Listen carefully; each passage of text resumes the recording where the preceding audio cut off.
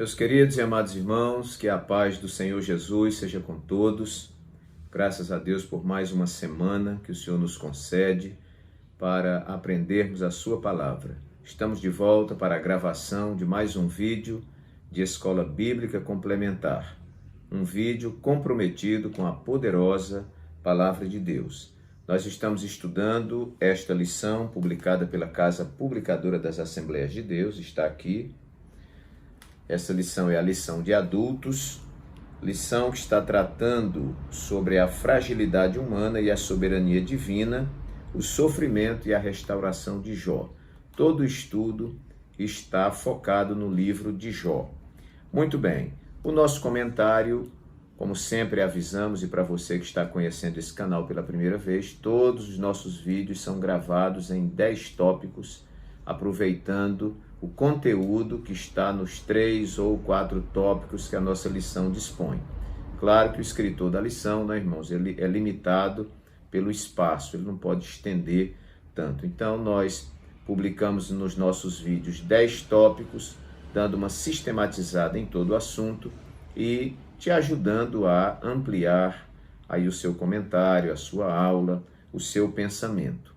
Muito bem, já estamos na lição número 11, que será estudada no dia 13/12 de 2020. Fala sobre a teologia de Eliú. O sofrimento é uma correção divina? Muito bem, o nosso textuário nos diz: ao aflito livra da sua aflição, e na opressão se revela aos seus ouvidos. Jó, capítulo 36, versículo 15. A verdade prática nos diz: o sofrimento não deve ser visto apenas sob o aspecto punitivo, mas principalmente educativo. Nossa leitura bíblica em classe se encontra no livro de Jó, capítulo 32, versículos de 1 a 4. Depois nós vamos para o capítulo 33, versículos de 1 a 4 também. E depois Jó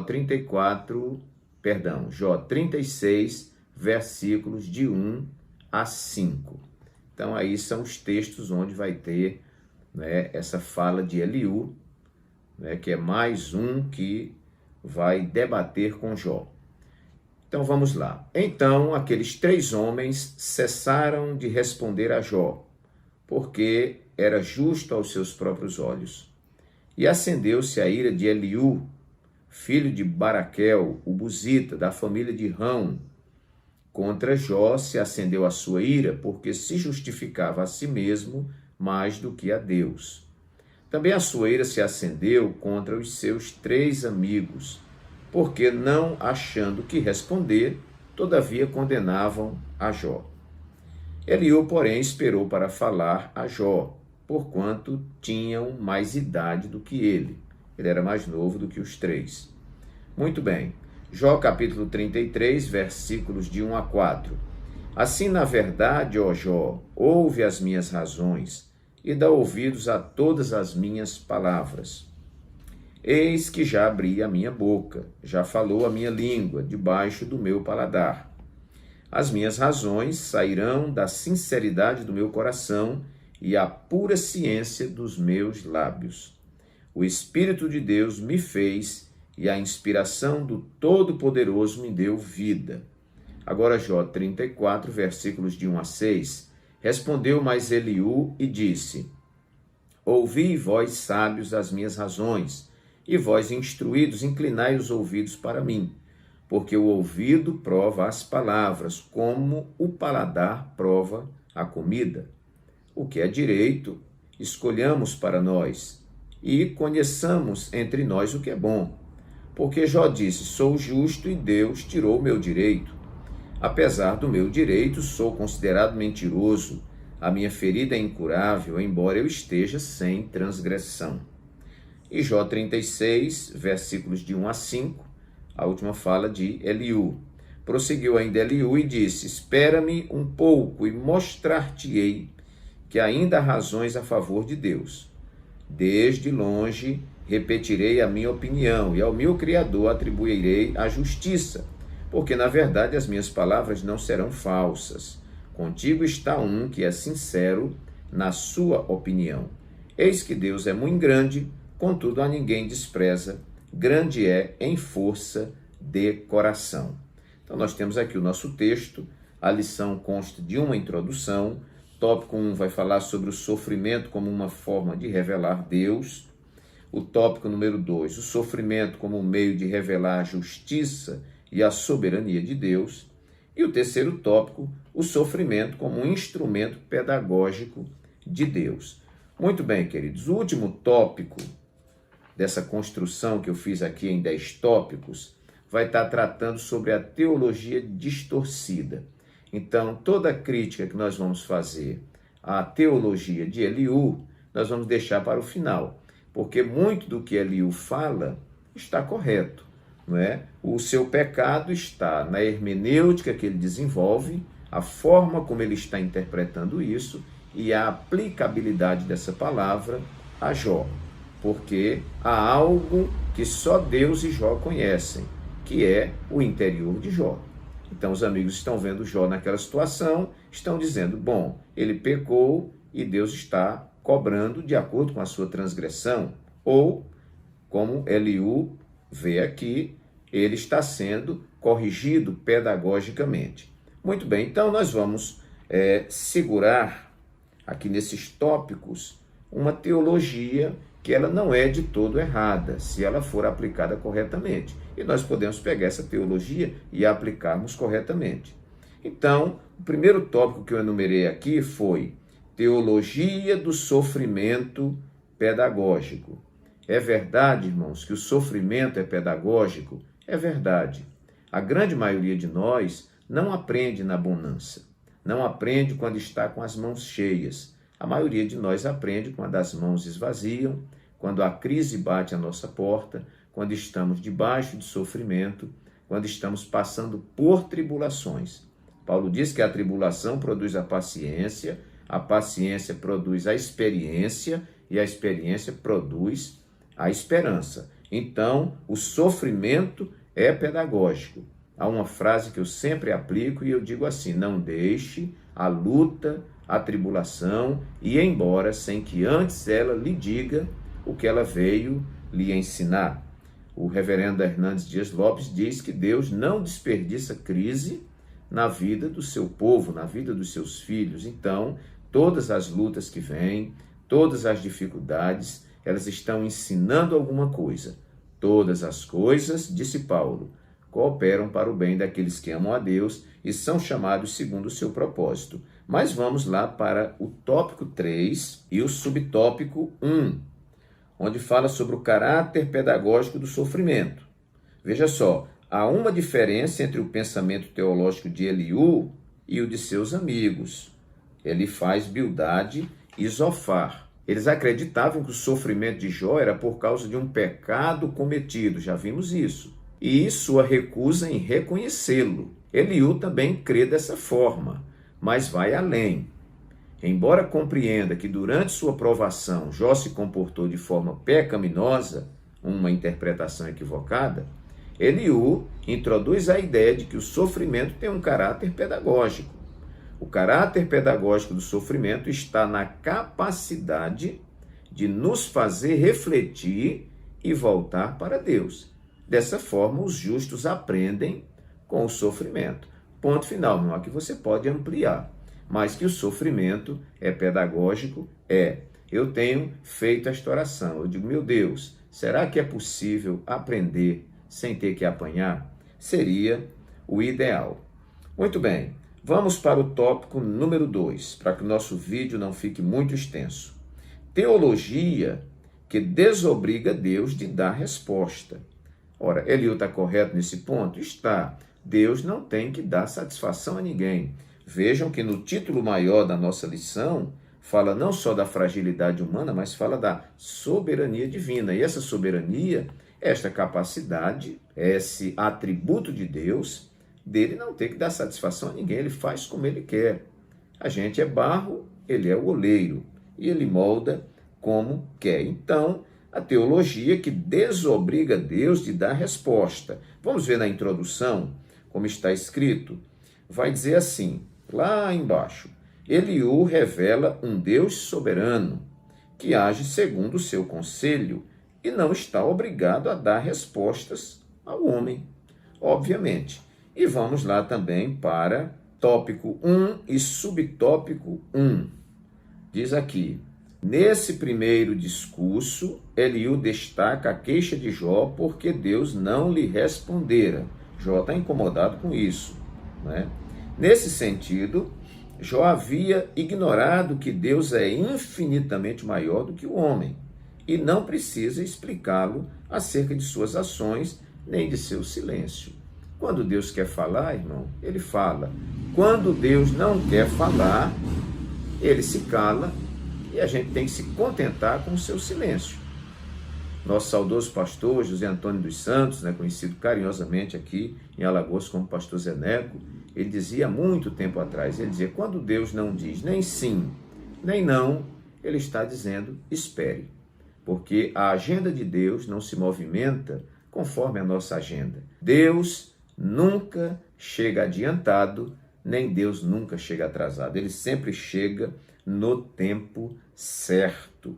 Então, meus queridos, essa teologia de Eliú desobriga, Deus não está obrigado a dar resposta. Ele responde quando ele quer. Terceiro tópico, teologia que contrapõe o orgulho às respostas de Deus. Teologia que contrapõe o orgulho às respostas de Deus. As respostas de Deus nunca estão alinhadas com o orgulho. O orgulho nunca conquista as respostas de Deus. Nós estamos ministrando na igreja aqui em Benedito Bentes, Maceió, que é a igreja que está sob a nossa responsabilidade. Nós temos falado muito ali para os irmãos. Estamos estudando o Sermão da Montanha e nós temos ensinado que a humildade é a mãe de todas as virtudes. Por isso que Jesus disse, bem-aventurado os humildes em espírito, ou os humildes de espírito, ou os pobres de espírito, porque deles é o reino dos céus. E nós falamos também que o orgulho é o pai de todos os pecados. Então essa teologia de Eliú, ela contrapõe o orgulho à resposta de Deus. Eliú erra na medida em que acha que Deus não respondeu porque Jó é orgulhoso. Está errado porque Jó não é orgulhoso. Jó está fazendo uma queixa porque ele se conhece e sabe que não transgrediu para estar recebendo aquilo da parte de Deus. Mas, óbvio que o orgulho bloqueia respostas de Deus. Deus, ele não despreza um coração contrito, um coração humilde, um coração que se dobra perante ele. Tópico 1 e subtópico 2, vá anotando isso aí, porque depois você vai catando aí. Tópico 1 e subtópico 2. O orgulho do homem priva-o de ouvir Deus. É o que está aqui no nosso tópico. Então, todavia, mesmo sendo um ser transcendente, além do imanente, além do material, Deus não deixa de se revelar ao homem quando julga necessário. Por isso, Eliú não aceita o argumento de Jó sobre o silêncio de Deus, pois ele fala ao homem de várias maneiras. Então vamos lá. De acordo com Eliú, o problema não é o silêncio do Altíssimo, mas o orgulho humano que não lhe permite escutá-lo. O jovem acredita que mesmo o patriarca, considerando-se moralmente puro, padece do pecado de orgulho. Na visão de Eliú, a revelação de Deus tem o propósito de livrar o homem da soberba que o conduziria à morte. Muito bem, Deus, antes de se revelar, Deus, antes de dar resposta, ele primeiro quebranta o homem. E este homem precisa se desvencilhar do orgulho para que Deus fale com ele. É por isso que Deus falou a Salomão, lá em 2º livro das Crônicas, capítulo 7, versículo 14, que diz, se o meu povo, que se chama pelo meu nome, se humilhar e orar e buscar a minha face e se converter dos seus maus caminhos, então eu ouvirei dos céus, perdoarei os seus pecados e sararei a sua terra. Então, muitas vezes, o que bloqueia essa resposta de Deus é o orgulho. E às vezes Deus manda prova para poder extinguir da nossa vida o orgulho. E às vezes, queridos irmãos, eu fico pensando, como será o chá para tirar orgulho? Porque deve ter chá para diversos tipos de doença, né?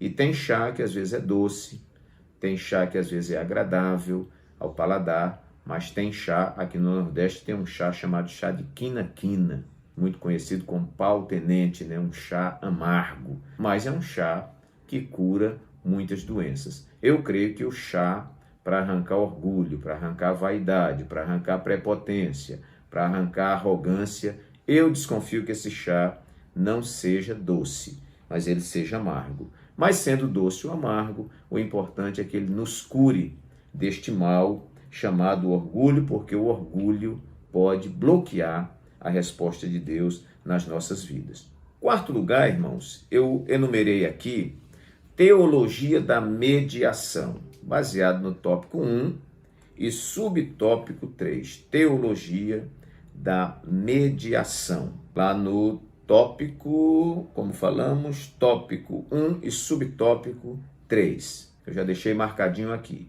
De acordo com Eliú, o problema não é o silêncio do Altíssimo, mas o orgulho que não lhe permite escutá-lo. Pulando, irmãos, subtópico 3, né? Além de sonhos e visões, Eliú também destaca que Deus usa enfermidade como um dos canais de comunicação entre Deus e o homem. Ok, ele pode enviar um anjo para anunciar a Jó o seu dever, dizer o que ele deve fazer e também interceder em favor da saúde do patriarca. Dessa forma, esse mensageiro anuncia o que é justo e bom a fim de recuperar o estado de justiça que Jó desfrutava antes da enfermidade. As funções que são atribuídas a esse mensageiro mediador fazem com que os intérpretes bíblicos vejam nesse ser celeste uma referência ao anjo do Senhor, uma teofania do Senhor Jesus Cristo. Não há dúvida de que esse mediador é a mesma testemunha celestial que Jó pedia que defendesse a sua causa, e o Redentor que o justificasse depois da sua morte. Ora, queridos, na realidade, Eliú está vendo, tem que haver um mediador. Jó sente, tem que haver um mediador. Por quê? Porque Jó, admitindo ou não, ele é um pobre pecador, ele não tem um pecado declarado que justifique o estado em que ele se encontra, mas ele é um pecador. E nós sabemos, irmãos, que pelas nossas obras, pelas nossas iniciativas, pelos nossos esforços, nós nunca chegaríamos lá. Quando Jesus vem ao mundo e se coloca entre o homem e Deus, Jesus vem resolver dois problemas. Um problema de Deus para com o homem, porque Deus não pode entrar em contato com esse ser enlameado pelo pecado, e o homem, na condição de morto em seus delitos e pecados, não tem como se levantar e ir até Deus. Então, esta figura, no momento crítico da vida de Jó, ele sente que há necessidade. Ele diz, eu sei que o meu Redentor vive, né? E que por certo se levantará. Ainda que ele me mate, há uma outra parte que ele diz, eu esperarei nele. Então aqui nós podemos dizer que profeticamente, né, como que um anseio da alma, né, Jó já anelava por esse mediador, e Eliú também revela, de certa forma, esta necessidade. Nós chamamos isso de teologia da mediação. Não a mediação que é feita por homens da terra, né, por santos que são considerados aí por outras religiões, né? Maria não vai ser uma mediadora entre nós e Deus, Pedro, Paulo, Tiago, ninguém, né? Somente o Cristo que morreu na cruz do Calvário e veio para se colocar como essa figura de mediação entre o homem e Deus. Quinto tópico da nossa lição: teologia da justiça divina. Também correta? Correto, Deus é justo. E a injustiça humana vai ser corrigida por essa justiça. Tópico 2 e subtópicos 1 e 2, nós vamos ver aqui, já estamos no tópico 5. Então, aqui mais embaixo, já deixei marcadinho, diz assim: Deus jamais age injustamente, pois isso contraria sua própria natureza, né? A justiça de Deus não é a justiça dos homens. Não adianta pegar o Código Penal, a Constituição do nosso país e querer comparar a justiça de Deus com a nossa justiça. Deus tem sua justiça, que está acima de todas as justiças. Então Deus não age injustamente, porque isso contrariaria a sua própria natureza. Então, ele age com justiça quando retribui ao homem o que ele merece. Deus não precisa prestar conta de seus atos a ninguém. Pronto, então é isto. A justiça de Deus é ele agir em conformidade com as suas leis. E ninguém vai poder levantar a cabeça ou o dedinho e dizer: Senhor, eu protesto, isso aí está errado. Sem condições. É a justiça do Deus Todo-Poderoso que criou todas as coisas, criou todas as leis, criou o universo, criou o homem, conhece o homem por dentro e por fora, sabe o que é certo, nunca erra, sempre tem razão. É o nosso Deus onipotente, o Deus Todo-Poderoso. Então, teologia da justiça divina. Quando Eliú fala da justiça divina, ele não está falando errado. Sexto lugar, teologia da soberania divina. Já falamos alguma coisa. Tópico 2 e subtópico 3. Né? Será que Deus deve recompensá-lo segundo o que você quer ou não quer? Uma pergunta aqui da lição. Deus, em sua soberania e livre vontade, não tem a obrigação de agir segundo o querer do homem. Ele não está sujeito a qualquer julgamento humano. Por todo o livro de Jó, o autor destaca a soberania divina. Um exemplo disso está claro no uso da palavra todo-poderoso, que ocorre 31 vezes, né, aqui no livro de Jó. O Deus todo-poderoso. O Deus que não necessita perguntar, o Deus que não precisa de conselheiros, né, o Deus que não erra, o Deus que sempre tem razão, o Deus que sempre está certo, o Deus que sabe tudo, o Deus todo-poderoso. Então, a isso nós falamos a teologia da soberania divina. Ele não tem que dar satisfações a ninguém. Sétimo tópico, teologia da grandeza de Deus. O Deus que é onisciente, o Deus que é onipotente e o Deus que é onipresente. Tópico 3 e subtópico 2. Deus é grande e nós o não compreendemos. O argumento de Eliú tem por objetivo demonstrar a grandeza de Deus sobre a criação e como esse fato deve fazer com que Jó o reconheça como grande e o louve como tal. Ok. A fala de Eliú põe em destaque o argumento contraditório de Jó, que por um lado magnificava a majestade de Deus, mas por outro murmurava contra ele. Nesse aspecto, Eliú acerta em mostrar que a adoração e a murmuração não podem coexistir. São atitudes excludentes. Onde está a murmuração, a adoração tem que sair. Onde está a adoração, a murmuração tem que sair. É como luz e trevas, né? Então, queridos, nós vemos aqui essa teologia da grandeza de Deus. Nós vamos ver lá na frente quando Deus começa a fazer perguntas a Jó. Quando Deus rompe esse silêncio e começa a fazer pergunta a Jó. E Deus vai mostrando o que ele criou e como essa coisa se processa e se Jó tinha conhecimento disso. E Jó vai ter que ficar calado porque ele não tinha conhecimento.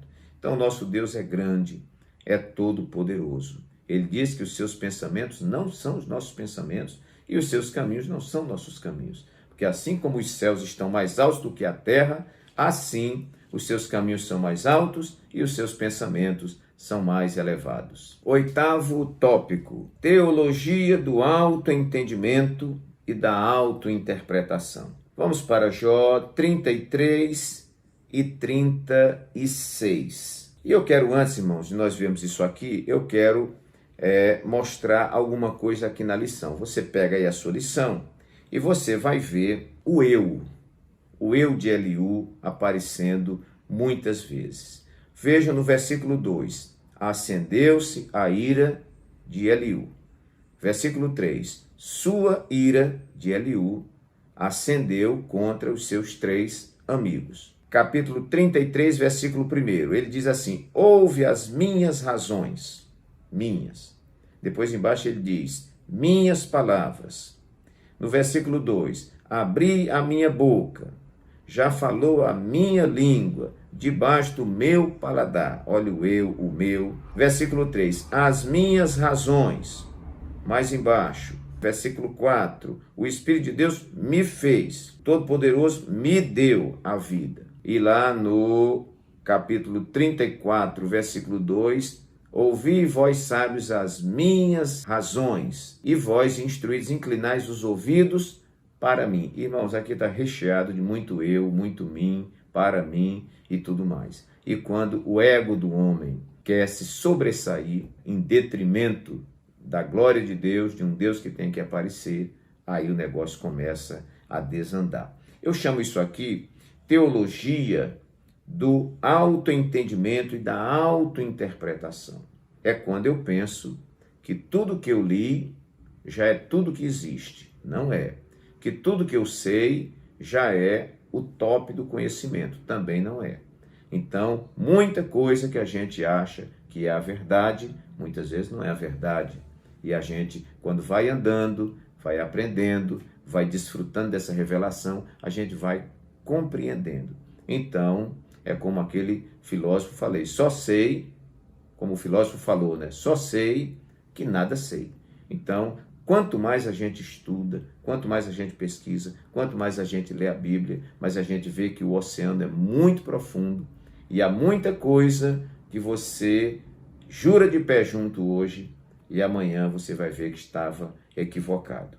O tempo é senhor da razão. Então, muito cuidado com isso aí. Vamos então para o 9º ponto. Teologia da onisciência divina. Eliú também está correto. Tópico 2 e subtópico 2. Lá na partezinha mais embaixo. Diz assim: o Todo-Poderoso não faz acepção de pessoas, quer sejam reis, nobres ou pobres. Deus é onisciente e, como tal, conhece os passos e as intenções de todos os homens, sem precisar inquiri-los em juízo. Ele é justo para punir os maus. Ora, irmãos, teologia da onisciência divina significa dizer, Deus sabe de tudo.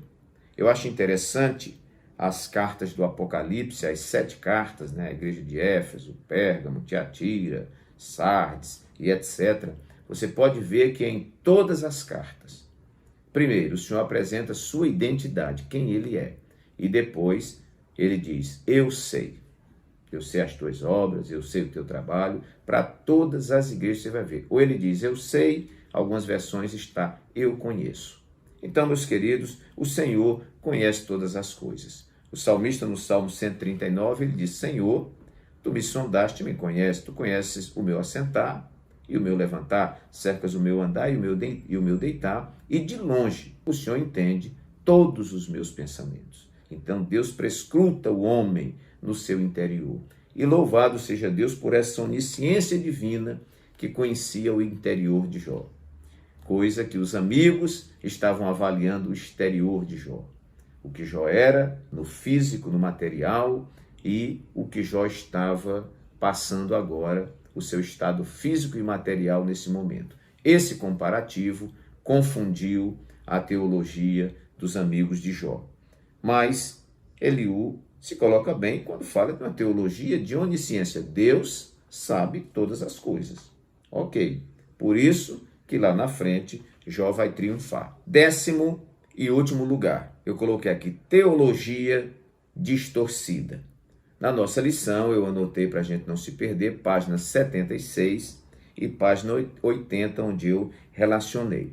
Bom, não sei se fica repetitivo, mas eu coloquei aqui, primeiro, a maneira de eu enxergar, eu coloquei erros. Teologia do eu acho, eu penso e eu sei. A gente vai ver muito isso aqui, eu li aqui, esse negócio do eu, isso é problemático. Depois nós vamos aqui para outra página, que é a página 80, onde está a conclusão. Vimos nesta lição 3 aspectos da teologia de Eliú. Primeiramente, o jovem amigo defende o direito de Deus ficar em silêncio mesmo quando achamos que ele deve falar. Ok.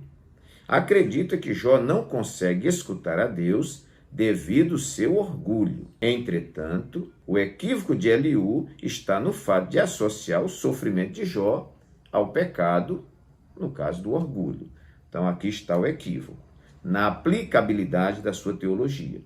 E lá no finalzinho diz, todavia, ele se equivoca em colocar essa soberania acima de seu amor, pois primeiramente Deus é amor.